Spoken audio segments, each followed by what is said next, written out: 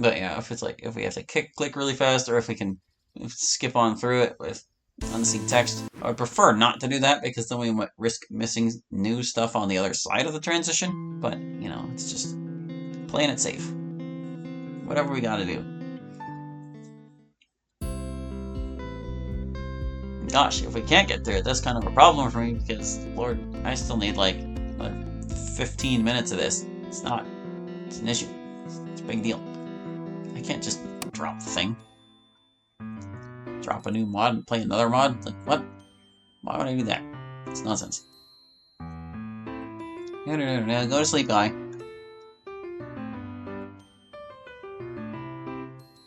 Go to sleep. Go to sleep. Leave, Monica, so we can sleep. There we go. I should probably sunset the trends. Really smell it. Okay, so we're not quite there yet. How about we drop a save? Play it safe. And I guess I should probably turn this back off. No sense risking it, right? 3 of us right. The thing. Pat myself down. Okay, it's good. Can't hit anywhere. The thing. Pull it. Surprised by the amount of force needed to pull it out. I can't remember if we got past this text box before. Expecting it. I know. Alright, it's just putting Defilade back in the trench. See, that time it works just fine. Whatever. I catch a glimpse of her pointing upwards. Not even a chance shows itself for me to look up as I'm hit in the back of the head from a falling branch. I'm knocked out to the ground, feeling the thumps of someone coming to my aid. I can hear it's Kara, and I can hear her calling out my name. She grabs hold of my upper arm. Shaking me won't make me any less knocked out. Hallie? Hallie? It crashed again. I'm glad I saved. But, oh, no. Hold up. I clicked the wrong thing. Oh, crap. It's okay. I saved it. See, I accidentally opened Ren'Py on my desktop because I don't have the thing here. Hold on a second. Send to desktop. Okay, I now have a desktop shortcut for foreign relations. Yippee! I had it open to Ren'Py, and for whatever reason, it detects that as, or OBS detects that as the same source. But it also messes up like the window view, so that's bad. But I got it in time. I managed before it was too late. So far, the only thing I don't like is that this intro is extremely long and unskippable. Make it skippable if you're gonna make this long, okay? You don't need 3 splashes. Or maybe they don't need to be this long. Just every time you start the mod, like, seriously? Come on now. Oi. CG's by Ricotta. They're pretty great so far. Yes, we can. Alright, so get through that one. Okay.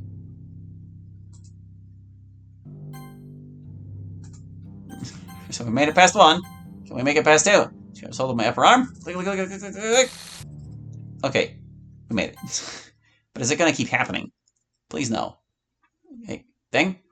Are we good? Oh, it's probably just this text. Hallie, wake up, sleepyhead. I hope there wasn't more there. Monica relentlessly shakes me awake until I give a sign of consciousness. I groggily try to attain full alertness, but everything's too comfortable and cozy. Let's keep an eye out for moments like this. I try opening my eyes, only for them to fall shut again. Maybe I'll wake up one sense at a time, starting with hearing. Sleepyhead? Who taught you that one? Natsuki did. She made me watch an anime in English dub so I'd understand the plot more. Well, did you? No, not really. I still didn't like it. I scoff at the thought of Monica watching anime. Now get up. We have a large day ahead. That sounds weird. It's usually a big day or a long day ahead of us. I see. Still, you gotta get up. I gotta look after you all day tomorrow. Today. But bed's soft and warm. World hard and cold. Well, we wouldn't have nice things if we didn't put up with light, Hallie. Now. Monica yanks away my blanket, the freezing cold soon enveloping my body. I shiver a little, trying to yank back the blanket before it retreats further in Monica's cruel control. If Touch wasn't already awake, it sure as hell is now. Wake up! Breakfast is ready! Oh, damn, that's all you had to say. I turn to my other side to see Monica in her pajamas. Oh, and Sight is online. Morning. Good morning. Shall we? After you. I follow Monica downstairs.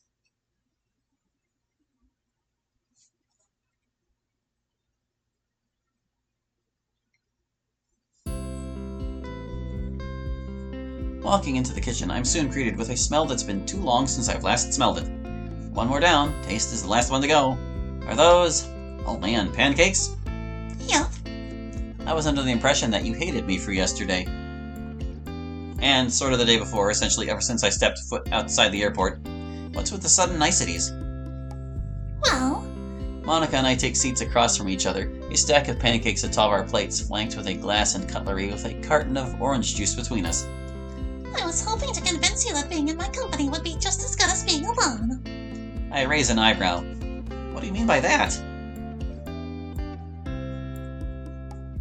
I don't really understand why you run off and do your own things, Hallie, but I hope I can convince you that sometimes staying isn't so bad. Looking back, I sort of had a realization last night that I really shouldn't treat you as another burden like everything else I deal with. Like another task. Huh. You're another person with likes and dislikes and experiences just as unique as everybody else. I may have overreacted when you got hurt, sure, but when you came back I was more than sure I could trust you. But for some peace of mind, please stick around for today at least. Monica props up her elbows on the table, resting her chin on her fingers. You might get something good out of it after all.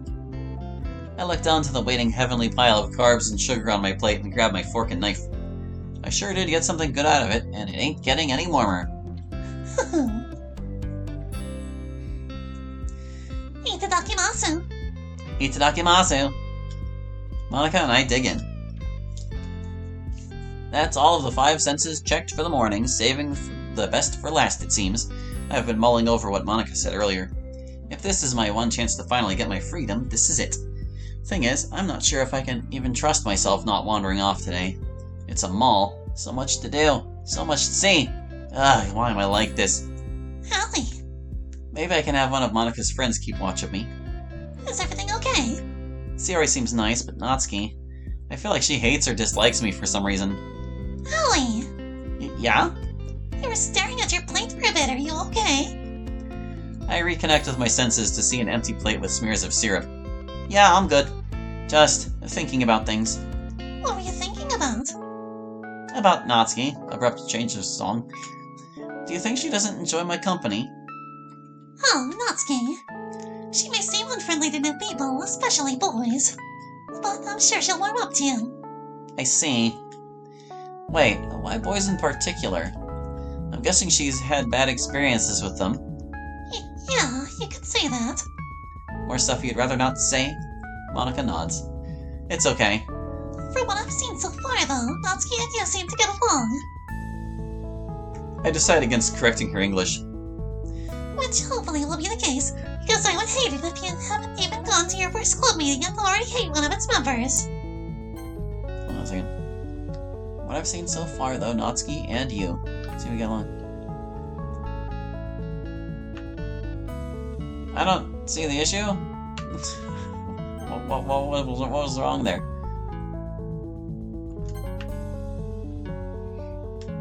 Yeah, I guess that would suck. I'll try to be accommodating, if that's the right word. Accommodating? What does that mean? I don't know. I stand up from my chair with glass and plate in hand. I make my way to the sink to wash them off when I'm interrupted by Monica's arm. Let me do it for you.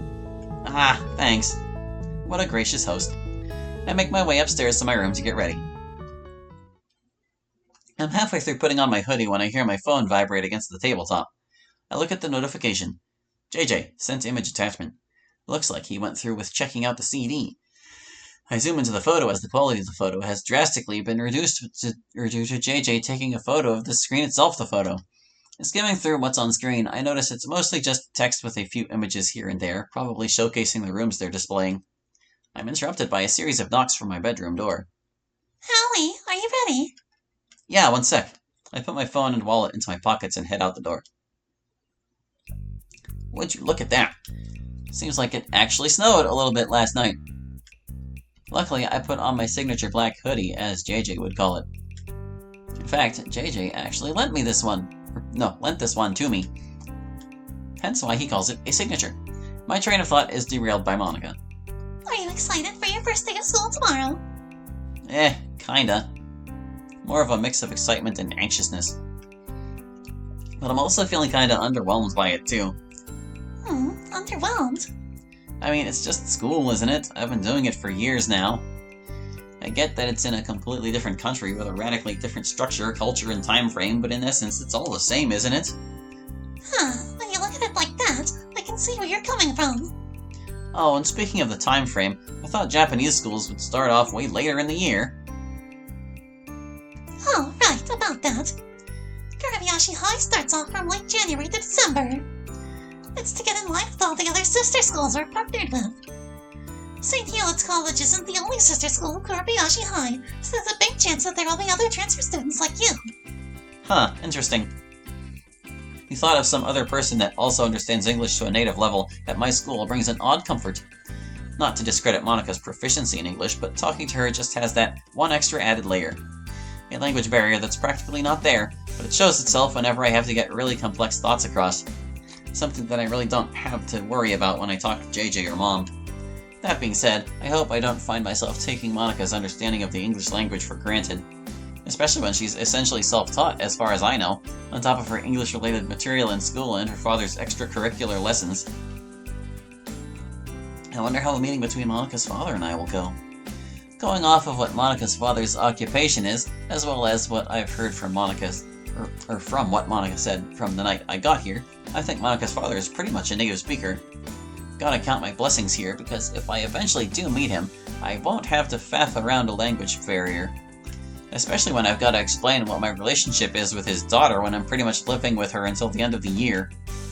I'm sure it'll be fine, but I can't help being a little anxious. I guess I'll ask Monica when he'll return so I can mentally prepare myself.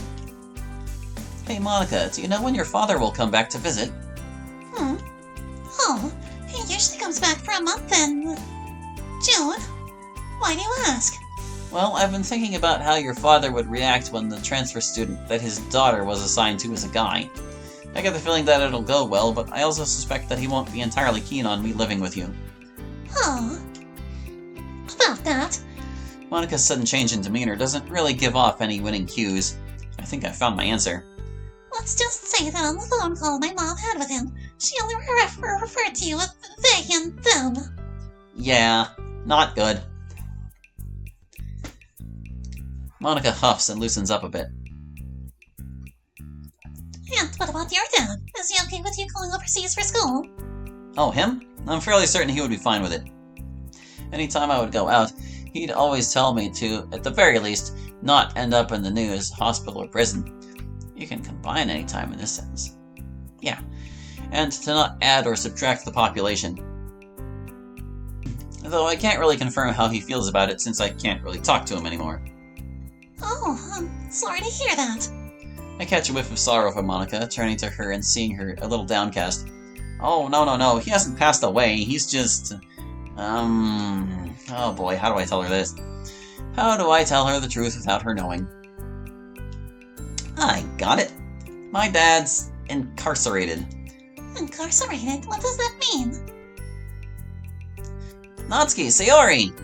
A pair of vibrantly colored heads of hair reveal themselves as soon as Monica and I turn a corner. Can you really say that he's saying this in Japanese when it's actually just their names, which are the same in both languages? What impeccable timing! The pair turn to face us as I outstretch an arm in the air and wave as the distance closes. Sup? Hey, Holly! Yo! Good morning, you two. Monica, good news! Guess who's back? Who's back? Mr. Tux! He's back in town! Oh, really? Yeah! There was more there. We saw him under a bridge just eating grass while we were coming over to the mall! Is Mr. Tux some famous local bum or something? Well, we got closer, but we got scared and ran away. We were following him, and then you two caught up to us. Sounds like we're in for some good luck to the start of this year. Only for us, though. You and your boyfriend still haven't caught up with him. Monica promptly blushes while I throw Natsuki a malicious eyebrow. Wanna run that by me again? What? You know I can understand you, right? That's why I said it. But if you're going to bug me in English, you can forget it. Is that so? I stick my tongue out, a universal sign meaning get lost, or at least I think it is.